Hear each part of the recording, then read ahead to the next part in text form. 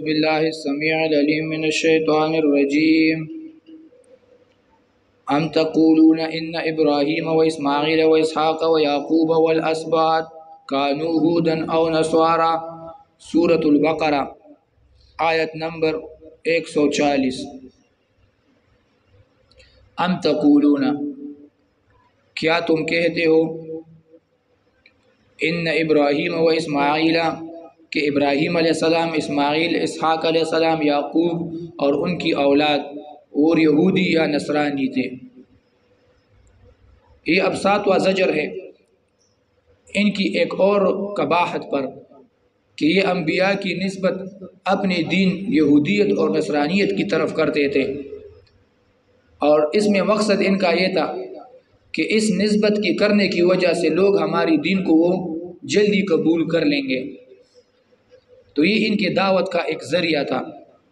اللہ تعالیٰ اس بات پر ان کو زجر دے رہا ہے کہ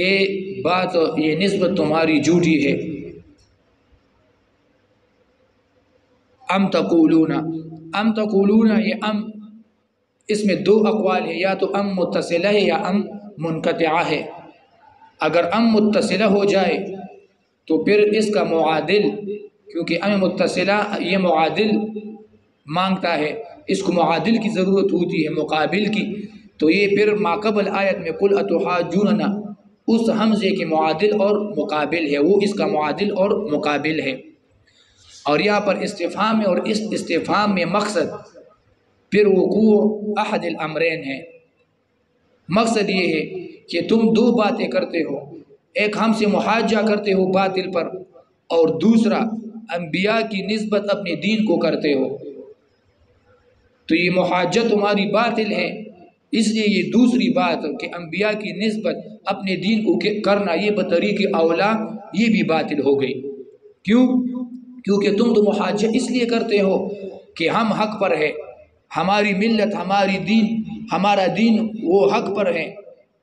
تو اب یہ بات، یہ محاجہ یہ تو باطل ہے، تم حق پر ہو نہیں، تمہارا دین، تمہاری ملت وہ حق ہے ہی نہیں۔ تو یہ دوسری بات وہ خود بخود باطل ہو گئی کہ انبیاء کی نسبت یہودیت اور نصرانیت کو وہ بھی صحیح نہیں ہے، کیونکہ یہودیت اور نصرانیت اس کی بطلان ثابت ہو گئی۔ تو انبیاء کی نسبت اب باطل دین کو صحیح وہ نہیں ہوتی، کیونکہ انبیاء وہ باطل دین پر کبھی نہیں بھیجے گئے، اور نہ انہوں نے کبھی باطل دین کی وہ دعوت کی ہے۔ تو دونوں باتیں اس لحاظ سے ان کی وہ باطل ہو جائے گی۔ اور دوسرا قول یہ ہے کہ یہ ام منقطعہ ہے۔ ام منقطعہ بمانے بل استعمال ہوتا ہے، اور بل اضراب کے لیے آتا ہے، انتقال کے لیے آتا ہے۔ یعنی ان کا پہلے محاجہ ذکر ہوا، باطل پر ان کا محاجہ، اب اس کی دوسری قباحت اس کی طرف انتقال ہے محاجہ کے بعد، اور یہ علی سبیل الانکار ہے، کیونکہ بل کے بعد حمزہ یہاں پر مقدر ہے، اور حمزہ استفہام انکاری کے لیے ہے۔ تو مطلب کہ محاجہ بھی تم باطل پر کر رہے تھے، اور اب دوسری بات جو کر رہے ہو کہ انبیاء کی نسبت اپنی طرف کر رہے ہو، یہ بھی تم باطل کام وہ کر رہے ہو۔ تو اللہ تعالیٰ دونوں باتوں پر ان کو زجر دے رہا ہے۔ ام تقولون آیا تم کہتے ہو کہ ابراہیم و اسماعیل و اسحاق و یعقوب علیہ السلام اول اسباط اور اس کی اولاد کانوا ہودا او نصارا وہ تھے یہودی یا نصرانی۔ قل کہہ دیجئے انتم اعلم ام اللہ کیا تم زیادہ جانتے ہو یا اللہ تعالیٰ؟ یہ بھی استفہام انکاری ہے، تقریری ہے، یہ استفہام تقریری ہے کہ تم زیادہ جانتے ہو یا اللہ تعالیٰ زیادہ جانتا ہے۔ تو ضروراً واضح بات ہے کہ اللہ تعالیٰ تم سے وہ زیادہ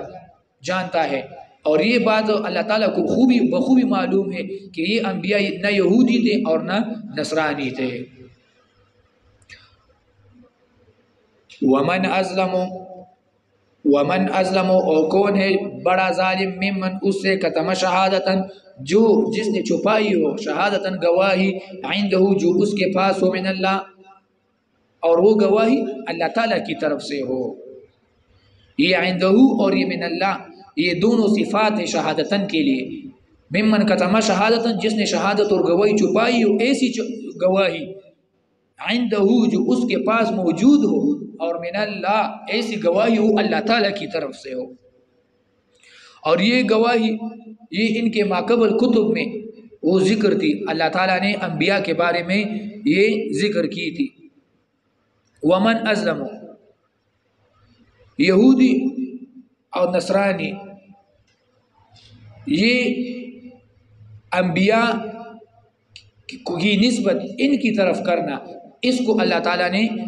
ظلم کہا ہے کہ یہ بہت بڑا ظلم ہے کہ جو انبیاء کی نسبت یہودیت اور یا نصرانیت کو کرتے ہیں۔ ان کو معلوم تھا کہ نہ وہ یہودی تھی اور نہ نصرانی تھی، مگر انہوں نے یہ بات وہ چھپائی تھی۔ اس کتمان پر اور اس نسبت دونوں پر ان کو اب زجر ہے کہ تم ایک تو کتمان کرتے ہو، انبیاء کی صحیح نسبت، صحیح دین، صحیح ملت اس کو چھپاتے ہو، اور دوسرا وہ صحیح چھپا کے غلط نسبت تم کرتے ہو، تو دو قباحتیں یہاں ان میں جمع ہو گئی ہے۔ پھر یہاں پر ومن ممن کتم شہادتا عندہ من اللہ، عندہ کی یہ صفت یہ مقدم کی گئی ہے من اللہ پر، عندہ کو مقدم کیا گیا ہے عند اللہ پر، اگرچہ یہ من اللہ یہ صفت بہت افضل ہے عندہ سے، کہ ایسی گواہی جو اللہ تعالیٰ کی طرف سے ہو، تو اس میں وہ عظمت زیادہ ہے بنسبت اس کی کہ عندہ تمہارے پاس ہے، گواہی تمہارے پاس ہے، اس بات میں عظمت کم ہے بمقابلے اس بات کے کہ وہ گواہی اللہ تعالیٰ کی طرف سے ہو۔ یہ اللہ تعالیٰ کی طرف سے ہونا اس بات میں عظمت زیادہ ہے، لیکن پھر بھی یہاں پر عندہ مقدم کیا گیا ہے اور من اللہ اس کو مؤخر کیا گیا ہے، تو اس کی ایک وجہ یہ ہے کہ یہاں پر ترقی ادنا سے اعلیٰ کو ہے، ترقی ادنا سے اعلیٰ کو ہے، عندہ یہ اس کی پہلی ایک چھوٹی صفت ہے، پھر من اللہ یہ اس کی ایک اعلیٰ اور بہت بڑی صفت بن جائے گی۔ اور دوسرا اس میں ان کی مزید قباحت کا بیان ہے،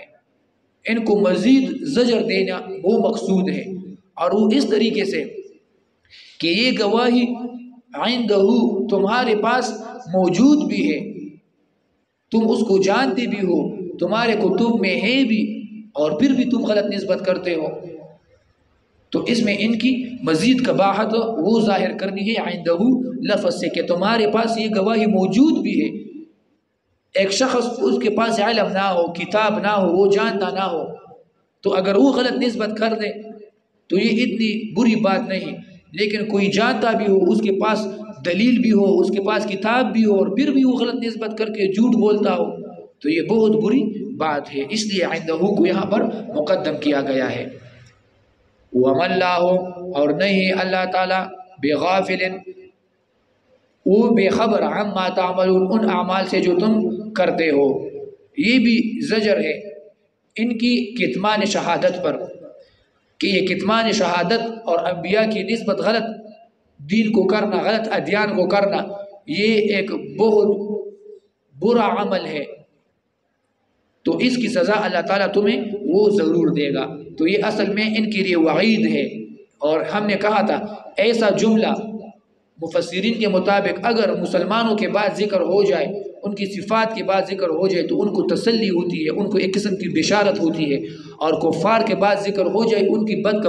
صفات کے بعد ذکر ہو جائے، تذکرہ کفار کا ہو جائے اور پھر یہ ذکر ہو جائے، تو اس میں مقصد ان کی وعید ہے اور زجر ہے اور تخویف ہے کہ اللہ تعالیٰ تمہارے ان بد اعمال کی سزا وہ ضرور دے گا۔ تلک امت قد خلت، تلک امت یہ ایک جماعت تھی، قد خلت کہ جو گزر گئی ہے، یہ اب آٹھواں زجر ہے، اور اس طرح کا آیت وہ پہلے گزر چکا تھا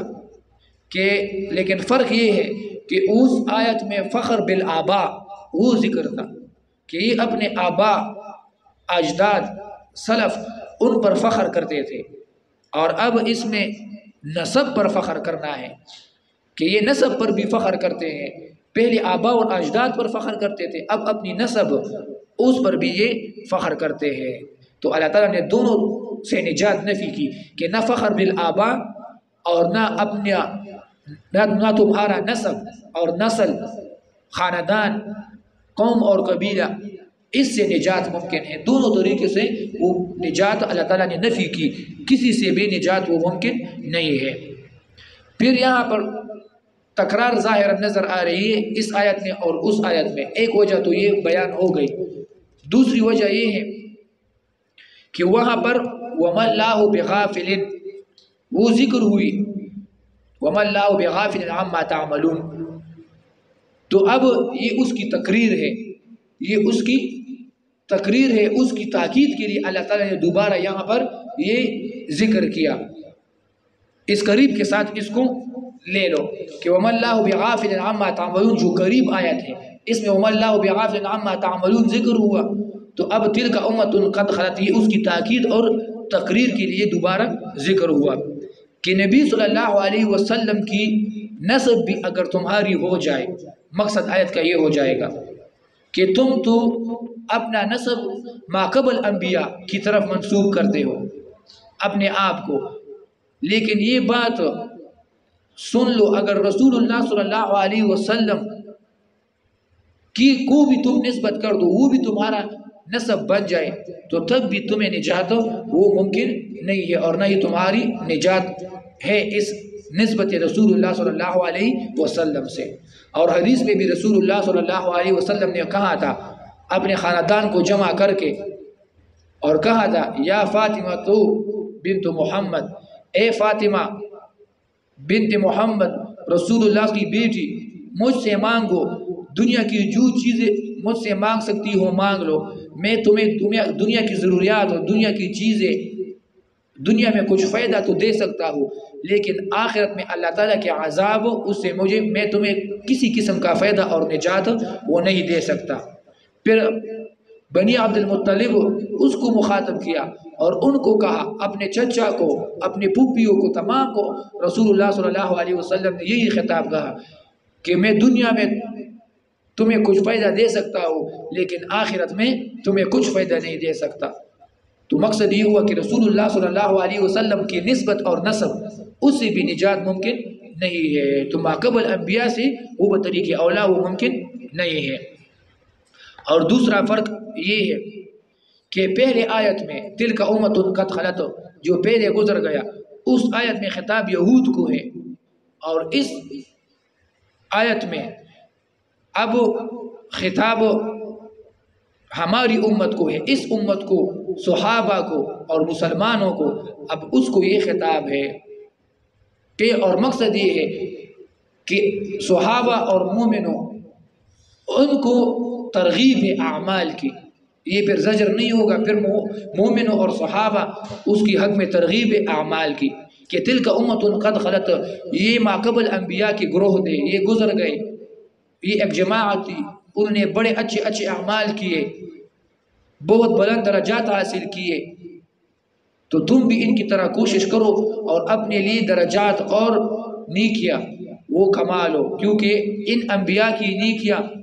اور درجات تمہیں کچھ فائدہ نہیں دے گی، لہٰذا خود ہی تم اعمال اس میں زیادت کرو۔ اور تیسرا فرق مفسرین نے یہ بیان کیا ہے کہ تلک امت قد خلت، اس میں مراد انبیاء تھے کہ یہ انبیاء گزر گئے، اس انبیاء کو اشارہ تھا تلک امت قد خلت میں، اور یہاں پر امتن اس سے مراد اسلاف یہود مراد ہے، تلک امت قد خلت اس میں انبیاء مراد تھے کہ یہ انبیاء کی جماعت تھی وہ گزر گئی، تو اے یہود تمہیں انبیاء کی اعمال وہ کچھ فائدہ نہ دے گی، اپنے ہی اعمال پر تمہیں نجات ملے گی۔ اور اب اس میں امتن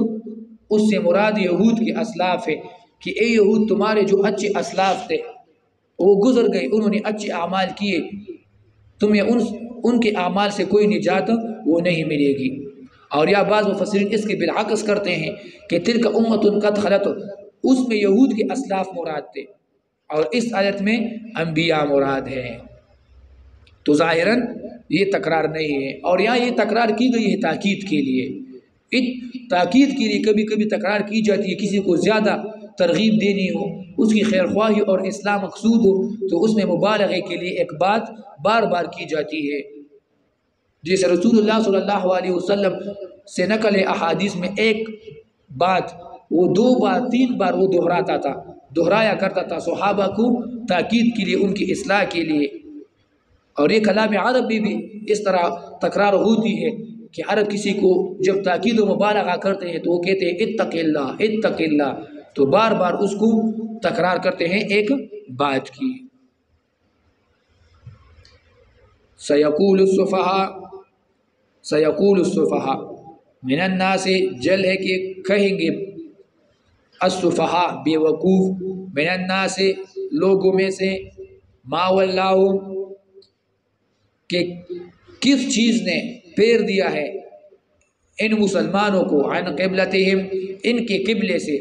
التی کانوا علیہا وہ قبلہ، کانوا علیہا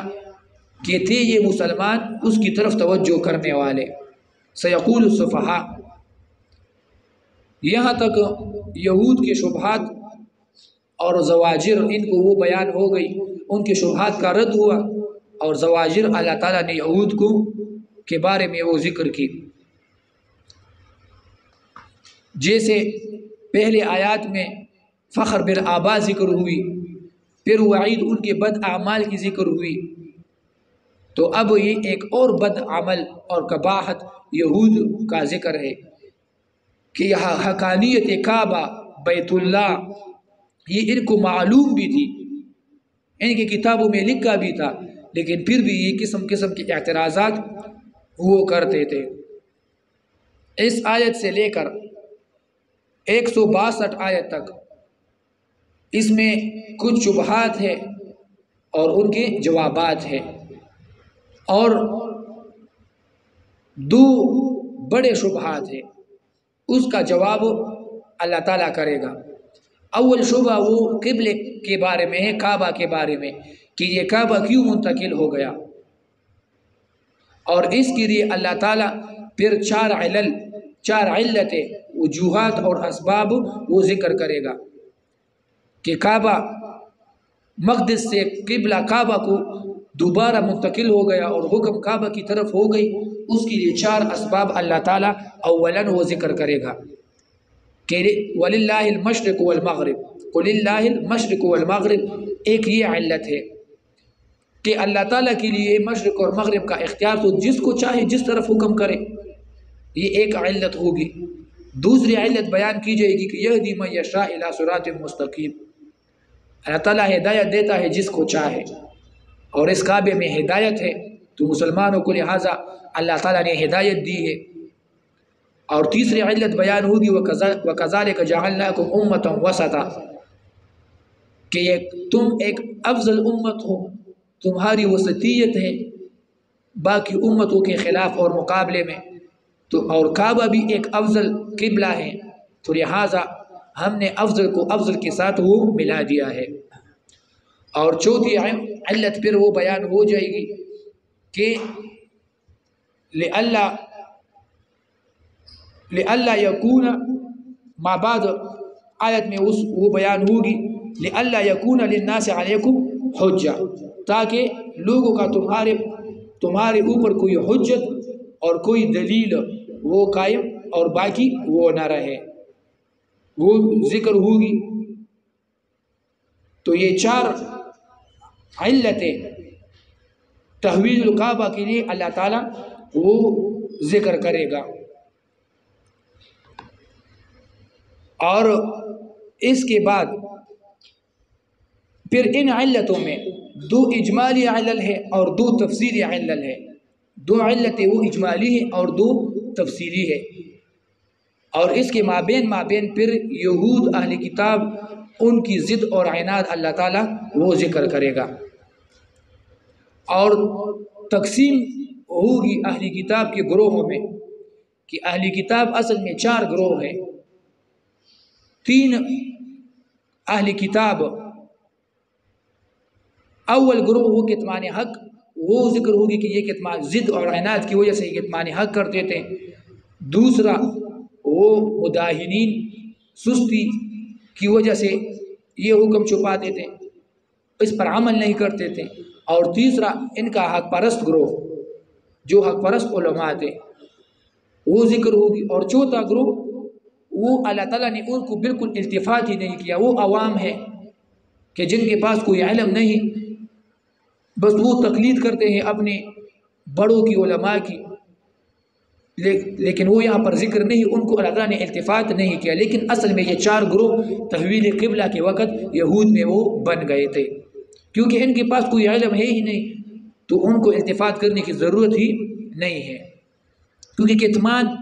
تو وہ کرتا ہے کہ جس کے پاس کوئی علم ہو، تو ان کے پاس علم ہی نہیں ہے۔ پھر حقانیت کعبہ ذکر ہوگی، حق کی تعریف اللہ تعالیٰ ذکر کرے گا، اور پھر تحویل القبلہ، اس پر علی وجہ العموم اللہ تعالیٰ حکم کرے گا تمام مسلمانوں کو، تمام ازمنہ میں، تمام امکنہ میں دوام کے لیے اللہ تعالیٰ حکم کرے گا کہ تمام مسلمانوں کو ہر زمانے میں اور ہر طرف، جس طرف میں بھی وہ رہ رہے ہو، اور ہمیشہ ہمیشہ کے لیے یہ حکم ہے کہ کعبہ کی طرف وہ توجہ کرے۔ سفر اور حضر تمام میں کعبہ کی طرف توجہ کرنے کی ذکر ہوگی، اور پھر کچھ امور تثبت کے وہ ذکر ہوں گے، استعانت، ذکر، شکر، صبر، صلات، یہ ذکر ہوگی۔ اور اس کا مقصد یہ ہے کہ یہ تحویل القبلہ یہ بہت ہی بڑا مسئلہ ہے، اس سے بہت بڑا اختلاف تمہارے اور اہل کتاب کے درمیان میں آئے گا، مشرکین کے ساتھ آئے گی، تو اس میں جنگیں ہوگی، لڑائیاں ہوگی، تکالیف آئیں گی تم پر، تو ان پر صبر کرو گے، اللہ تعالیٰ کا شکر ادا کرو گے، ان مصائب پہ، ان مصائب میں اللہ تعالیٰ کا شکر ادا کرو گے، ان پر صبر کرو گے۔ یہ مصائب کبھی مال میں ہوں گے، کبھی جانوں کی مصائب آئیں گی، کبھی ثمرات، فصلیں، میوجات وہ تمہارے خراب ہوں گے، تو وہ اس میں اللہ تعالیٰ وہ صبر کی تلقین کرے گا۔ پھر ایک اور شعبے کا بیان ہوگا صفا اور مروہ کے مابین سعی کرنے پر، اور پھر کتمان حق پر اللہ تعالیٰ وہ وعید دے گا کہ کتمان حق یہود کرتے ہیں تو ان کے لیے سخت وعید وہ اللہ تعالیٰ ذکر کرے گا۔ تو یہ خلاصہ ہے اس 162 آیت تک۔ سیقول السفہاء، اس کا ربط ماقبل آیت سے وہ یہ ہے کہ پہلے ومن ازلمو اس سے متعلق ہے کہ یہ لوگ ظالم ہیں، کیونکہ تحویل قبلہ یہ حق مسئلہ ان کو معلوم تھا، لیکن پھر بھی یہ چھپا دیتے، تو اب زجر ہے ان کو اس کتمان پر۔ تحویل قبلہ سیقول السفہاء، اس کو ومن ازلمو کے ساتھ متعلق کر دو، یہ اس سے متعلق ہے ایک قول کے مطابق۔ اور دوسرا قول یہ ہے کہ یہ ماقبل جتنی بھی آیات گزری ہے اور ان یہود کے حالات ذکر ہوئے، ان کو زواجر ذکر ہوئے، یہ تمام تحویل قبلہ کے لیے ایک مقدمہ تھا، ایک تمہید تھی۔ تو اب پیشنگوئی اللہ تعالیٰ ذکر کر رہا ہے اس تحویل قبلہ پر کہ تحویل قبلہ یہ ہوگی، کیونکہ اصل میں یہ تحویل قبلہ یہ مابعد جو آیت ہے اس سے اللہ تعالیٰ نے تحویل قبلہ کا حکم کیا ہے کہ فَوَلِّ وَجْهَكَ شَطْرَ الْمَسْجِدِ الْحَرَامِ، اس سے تحویل قبلہ آئی ہے۔ یہ سیقول السفہاء یہ ایک قسم کی پیشن گوئی ہے۔ تو مقصد یہ ہوا کہ پہلے تمہید اور مقدمہ تھا، اب مقصد میں اللہ تعالیٰ وہ مقصد بیان کر رہا ہے، تو اس کا بیان ہے۔ اور یہ تیسرا ربط اس طرح ہے کہ خصوصیات ملت ابراہیمی کی وہ ذکر ہوئی، تو اب مشرکین نے اعتراض کیا کہ اگر ملت ابراہیمی اتنا افضل دین ہے اور ملت ہے، تو رسول اللہ صلی اللہ علیہ وسلم جب مدینہ چلا گیا اور مدینہ ہجرت کی تو یہ مقدس کو نماز کیوں پڑھتا ہے؟ مقدس کو نماز کیوں پڑھتا ہے؟ تو اللہ تعالیٰ اس کا جواب یہ ان آیات میں وہ کرے گا۔ اور یہ اعتراض یہود نے کیا تھا جب مقدس سے کعبہ کی طرف توجہ کرنے کا وہ حکم ہوا، تو یہ اعتراض مشرکین نے کیا تھا کہ رسول اللہ صلی اللہ علیہ وسلم نے کعبہ سے کیوں منہ موڑ لیا اور مقدس کی طرف توجہ کی، اور یا اہل کتاب یہود نے کیا تاکہ مقدس سے کیوں کعبہ کو دوبارہ توجہ کی۔ اور چوتھا ربط مفسرین نے اس طرح بیان کیا ہے کہ پہلے ان کی قباحت اور ان کی قدح وہ اصول شرع عقیدہ کے بارے میں ذکر ہوئی کہ ان کا عقیدہ اصول یہ صحیح نہیں ہے، انبیاء کے بارے میں یہ غلط نسبت کرتے ہیں۔ تو اب احکام فروعیہ اس میں اختلاف کا ذکر ہے، کیونکہ قبلہ یہ تعلق رکھتا ہے نماز کے ساتھ، اور نماز اور صلاۃ یہ اصول فروعیہ میں سے ہے۔ سیقول السفہاء، سیقول السفہاء اس کو پھر ماقبل پر عطف نہیں کیا گیا، اشارہ ہے استقلال واقعے کو کہ یہ ایک مستقل واقعہ ہے، یہ ان کا مستقل قول ہے، اور یہ استقلال اس لیے اللہ تعالیٰ بیان کر رہا ہے کہ ان کی مزید قباحت اور شناعت وہ ظاہر ہو جائے، تو اس لیے اس کو عطف نہیں کیا گیا۔ سیقول السفہاء، پھر اس کی تفسیر میں کچھ اقوال ہیں مفسرین کے مطابق کہ یہ سیقول السفہاء یہ پیشن گوئی ہے تحویل قبلہ کے لیے، ایک پیشن گوئی ہے تحویل قبلہ کے لیے کہ تحویل قبلہ ہوگی آنے والے زمانے میں، مستقبل میں، تو یہ اہل کتاب اور یہود اس طرح کا اعتراض یہ کریں گے۔ تو یہ مطلب یہ ہوا کہ تحویل قبلہ ابھی اس کا حکم نہیں ہوا، پہلے سے اللہ تعالیٰ نے خبردار کیا اور اخبار مسلمانوں کو دی کہ اس طرح کا اعتراض یہ کریں گے۔ تو پھر سین یہاں پر استقبال کے لیے ہے اور یقول اپنا معنی پر ہے، اور پھر مقصد اس یعنی سین اپنے معنی پر، یقول استقبال کے معنی پر، تو یہ مستقبل کے ساتھ وہ متعلق ہے۔ اور پھر اس پیشنگوئی میں مقصد یہ ان کی رسول اللہ صلی اللہ علیہ وسلم اور صحابہ کو تثبت اور استقامت ہے کہ ذہنی طور پر یہ صحابہ تیار ہو جائے کہ یہ یہود اس طرح اعتراضات کریں گے، تو ان کے لیے ذہنی طور پر تیار رہنا، کیونکہ انسان کو اگر ہو پہلے سے معلوم ہو کہ کوئی مجھ پر اس طرح اعتراض کرے گا تو وہ پہلے سے ذہن بنا لیتا ہے، اس کا جواب وہ ڈھونڈ لیتا ہے۔ تو ذہنی تیاری کے لیے، تثبت اور استقامت کے لیے اللہ تعالیٰ پہلے سے یہ پیشنگوئی صحابہ کو دے رہا ہے۔ اور دوسری وجہ یہ ہے کہ یہ اعجاز قرآن کو بھی اشارہ ہے اس سے کہ قرآن کا یہ ایک معجزہ ہے کہ ایک چیز واقع نہیں ہوئی، مستقبل میں وہ واقع ہوگی، اللہ تعالیٰ نے پہلے سے ہی اخبار اس کے بارے میں دے دیا کہ اس طرح ہوگا، تو یہ معجزہ قرآن کا ہے۔ اور پھر واقعتاً مستقبل میں اسی طرح اعتراض ان یہود اور نصارہ نے کیا، تو یہ بھی حقانیت رسول اللہ صلی اللہ علیہ وسلم اور قرآن کی بن جائے گی کہ رسول اللہ صلی اللہ علیہ وسلم نے غیب کی خبر دی ہے، غیب تو رسول اللہ صلی اللہ علیہ وسلم نہیں جانتا، تو لہٰذا معلوم ہوا کہ اس کو وحی کے ذریعے سے بتایا گیا ہے، اور یہ قرآن بھی یہ وحی ہے، تو یہ حقانیت قرآن اور رسول اللہ صلی اللہ علیہ وسلم کی بن جائے گی۔ اور دوسرا قول یہ ہے کہ یہ تحویل قبلہ کے بعد انہوں نے اعتراض کیا، یہ اعتراض تحویل قبلہ کے بعد ہے کہ رسول اللہ صلی اللہ علیہ وسلم اس نے جب کعبہ کو توجہ کی تو مشرکین نے یہ اعتراض کیا، جیسے پہلے میں نے بتایا مشرکین نے یہ اعتراض کیا کہ رسول اللہ صلی اللہ علیہ وسلم وہ